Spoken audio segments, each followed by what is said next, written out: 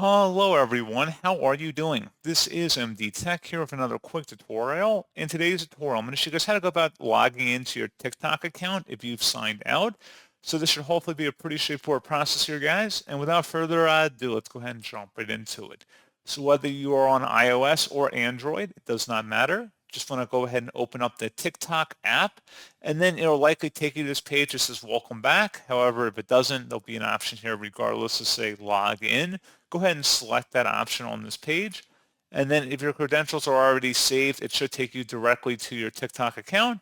Otherwise, you may have to go ahead and retrieve your password and make sure that is typed in correctly. So pretty straightforward process, guys. And as always, thank you for watching. I do hope I was able to help you out, and I do look forward to catching you all in the next tutorial. Goodbye.